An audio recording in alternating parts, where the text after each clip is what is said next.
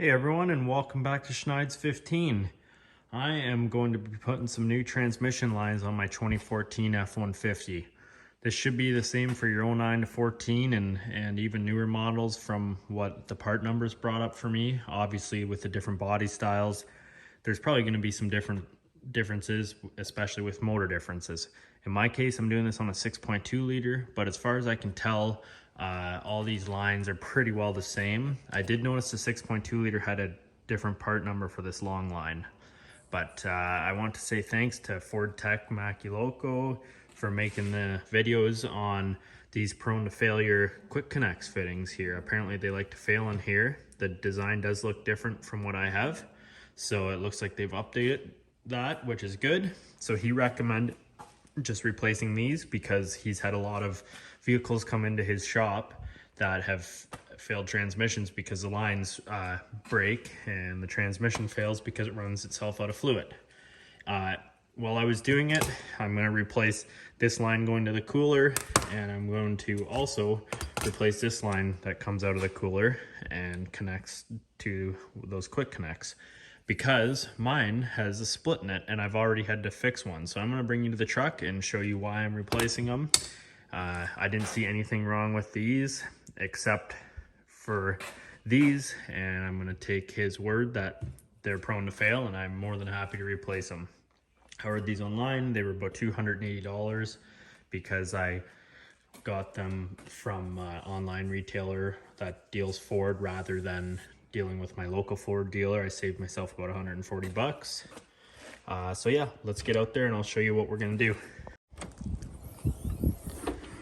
So here's our one line that goes into the cooler. It comes from here, runs over to our quick connect, and then we have our other little line, and then we have our big set of lines that goes way underneath and attaches to the far side. So we're gonna get it ready and show you what skid plates and stuff you have to pull off and move the truck up onto this concrete, and then we're gonna get to replacing these.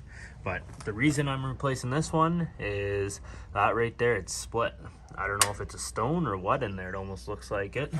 And then underneath here, I've already had to do some work to this one. You can see right there, those aren't factory clamps, those are Oetiker clamps that I put on. The factory clamp, like this style right there, was all swollen out and bulged and wasn't happy. So we're gonna put new lines on and not have to worry about this thing. First thing we're gonna do, if you have an FX4 with skid plates, pop off your skid plate. There's 4 13mm bolts right there. I popped them off. And then we're gonna hop underneath the truck. So come under here. Now that we have everything accessible, our first thing we're gonna do is grab a 15mm bolt or a nut, and see that nut right there on that stud. That's your first spot right there. We're gonna undo that, and then that's all for the front of the truck. The lines come underneath here and go back and snake around your transmission. We'll get to back there in a second. Once that front one's out, you have a 13mm up there. It's a bell housing bolt. Well, actually, it's not a bell housing bolt, but it goes into the side of your bell housing there. Pull that one out. Then we follow it around to here. We take our 10mm, either a wrench or a socket, and you pull off this bracket here. It'll be this plastic piece here. It's just like a guard for up here. That'll come off. And then we can get to pulling our lines out of there. I'll show you what to do. If you have that guard off, it'll reveal a stud with a 10mm on it. Just pull that out and your lines will be free. With those undone, you can get behind it now. Start prying those lines out. Obviously we don't have to be too careful with them since we're putting on new ones anyways.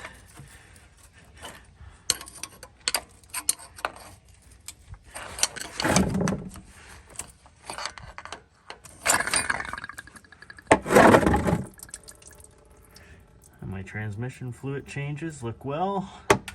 Did 2 flushes because this truck had been neglected, I believe. So there we go, that's all. Let's get to ripping these lines out. I lowered my air dam a little bit here just to aid in installing. You could cut these, but I'm gonna try and slip them through just because they, yeah, and rather than cutting it. But you have to pull off these quick connects. You just kind of push on them. They come off very easy. And they just push like that. There you go. You are going to reuse those. Yeah, we're ready to start pulling stuff apart. I'm going to probably pull this line right here and right there because I've going to be replacing those two. But if you're just replacing these lower ones, just pull them apart. They should just slide apart as far as I'm concerned. We'll figure that out now. Alright, I got a little bit of ahead of myself. The quick connects never came apart. I cut the rubber lines and pulled the lines through. It was a pain to do, guys, but they're through. All mounted back up there. Got my guard on there. Got the bracket on the far side done up in there. On the bell housing up here, that's on, and the one up front.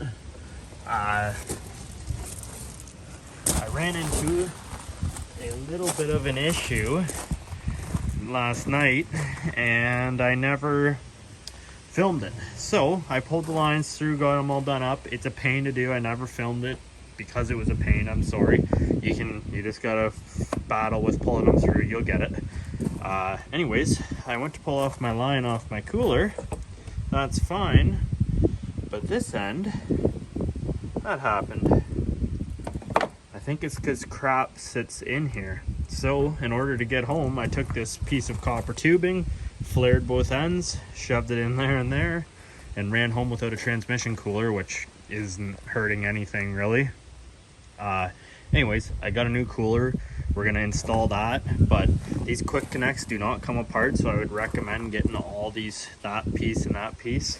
So yeah, we clipped them into here, and now we're gonna pop our new cooler into here and connect our lines and then run the truck and then check our fluid level.